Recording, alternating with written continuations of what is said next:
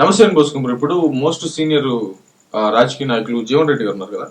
జగన్మోహన్ రెడ్డి గారికి సంబంధించి ఇటీవల కొన్ని వ్యాఖ్యలు చేశారట. దీనికి సంబంధించి జరుగుతున్నటువంటి ప్రచారం, దానికి సంబంధించిన కౌంటర్స్ చెప్తా. అంటే జగన్మోహన్ రెడ్డి గారి విషయంలో ఈ క్విడ్ ప్రోకో ఏదైతే ఉందో అది కాంగ్రెస్ పార్టీ వేసినటువంటి నింద అనేటువంటి విధంగా ఈ జీవన్ రెడ్డి అనేటువంటి ఆయన మాట్లాడటం తోటి దీన్ని వేరే రకంగా మాట్లాడేటువంటి ప్రయత్నం చేస్తారు. నేను ఒకటైతే క్లారిటీగా కంక్లూజన్ చేయడం ప్రయత్నం చేస్తున్నాను.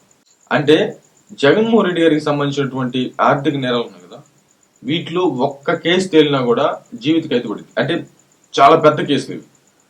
అంటే ఇంక ఎన్ని కేసులు ఉన్నాయి, ఎన్ని కేసులు నిరూపితం అయితే ఇంక జగన్మోహన్ రెడ్డి గారు ఎన్ని సంవత్సరాలు జైలుకి వెళ్ళాల్సి, జీవితాంతం జైల్లో ఉన్నా కూడా ఆ కేసులు అట్లాంటి పెద్ద పెద్ద కేసులు అని చెప్తే నా ఉద్దేశం. జైలుకి వెళ్ళాలని కాదు నేను చెప్తుంది, అంత పెద్ద కేసులు. అంటే భారతదేశంలో ఉన్న అత్యంత భారీ పెద్ద కేసులు అనమాట అవి.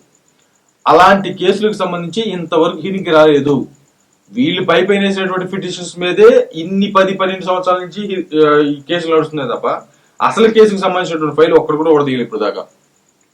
ఇప్పటికే 12-13 సంవత్సరాలు అయిపోతే ఇంకెన్ని దశాబ్దాలకి ఒక ఫైల్ ఏమో ఒక దశాబ్దం, ఇంకో ఫైల్ ఇంకో దశాబ్దం, అట్లాగా ఒక 12-13 కేసులు ఉన్నాయి కదా. అట్లాంటి మొత్తానికి ఒక 130 సంవత్సరాలు పట్టిద్దా, లేకపోతే అంతే 130 సంవత్సరాలు. అప్పటికి ఎవరు ఉంటారో అసలు ఆ కేసులు తేలితే లేదో తెలియదు.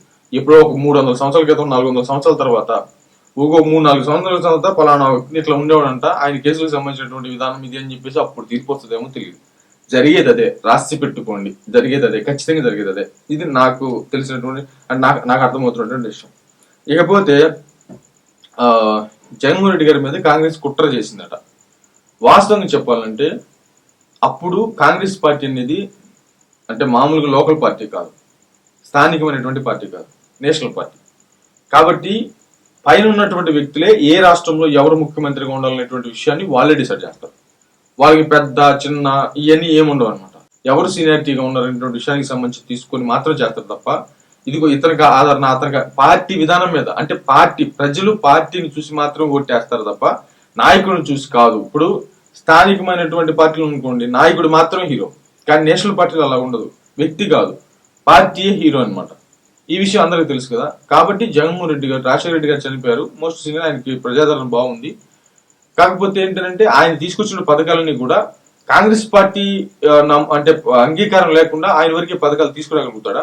కాబట్టి క్రెడిట్ మాది. కాబట్టి జగన్మోహన్ రెడ్డి గారు ఇప్పుడు బయటకు వచ్చి నాకు సీఎం పదవి ఇవ్వమంటే, నీకంటే సీనియర్స్ చాలా మంది ఉన్నారు, వాళ్ళకి ఇవ్వాలి కదా, మరి నీకు ఎట్లా ఇస్తాము అంటే, నా తండ్రికి లెగసీ ఉంది కాబట్టి మా లెగసీ కాంగ్రెస్ పార్టీకి అండవుతుంది, కానీ కాంగ్రెస్ పార్టీకి సంబంధించిన లెగసీ మాకు అవసరం లేదనేటువంటి విధంగా ఆయన బయటకు వచ్చాడు. ఎందుకంటే మామూలుగా అయితే నా తండ్రి ఉన్నటువంటి పార్టీ, నా తండ్రి ఎదిగినటువంటి పార్టీ, నా తండ్రికి రాజకీయ భవిష్యత్తు ఇచ్చినటువంటి పార్టీ అని చెప్పేసి జగన్మోహన్ రెడ్డి గారు ఏం ఆగలేదే.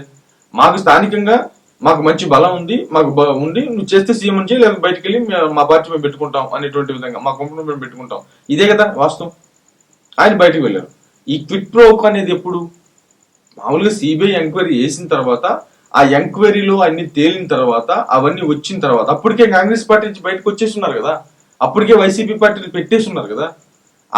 ఆ కేసు దర్యాప్తు జరిగిన తర్వాత కదా క్విడ్ ప్రోకో అని చెప్పేసి సిబిఐ చెప్పింది. మరి దీన్ని ఎలా ప్రచారం చేస్తారు జర్నలిస్టులు, ఎలా ప్రచారం చేస్తారు దీన్ని? అంటే అప్పుడే కాంగ్రెస్ అన్యాయంగా బురద జల్లింది అనేటువంటి విధంగా మాట్లాడటం. ఇప్పుడు కాంగ్రెస్ తప్పు అంటే కాంగ్రెస్ జగన్మోహన్ రెడ్డి గారిని ఇబ్బంది పెట్టలేదని నేనేం మాట్లాడలేదు.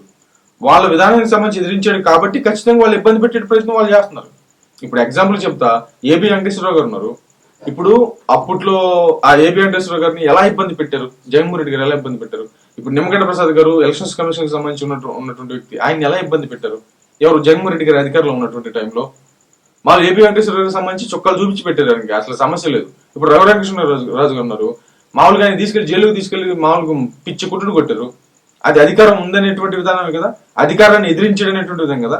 ఇప్పుడు రఘురామకృష్ణరాజు గారికి ఒక న్యాయం అను, సోనియా గాంధీ గారిని ఎదిరించినటువంటి జగన్మోహన్ రెడ్డి గారికి ఒక న్యాయం అవుతుందా? అయినా కూడా సిబిఐ ఎంక్వైరీ జరిగిన తర్వాత కదా క్విడ్ ప్రోకో జరిగిందని తేలింది. ఇప్పుడు జగన్మోహన్ రెడ్డి గారికి అధికారంలో ఉన్నప్పుడు ఏమో ఏబి వెంకటేశ్వరరావు అనేటువంటి ఆయన ఉద్యోగం ఆయనకి ఇవ్వలేదు. చివరికి ఆయన రేపు పొద్దున రిటైర్డ్ అవుతారు, ఈ రోజు ఆర్డర్స్ ఇస్తే ఆయన రిటైర్డ్ అయిపోయాడు. ఇక అదే కదా జరిగింది. కాబట్టి వాళ్ళకు ఒక న్యాయమా, వీళ్ళకు ఒక న్యాయమా? మరి ఇట్లా ఉంటాయి వీళ్ళు మాటలు. బట్ మీ అభిప్రాయం తెలియదు.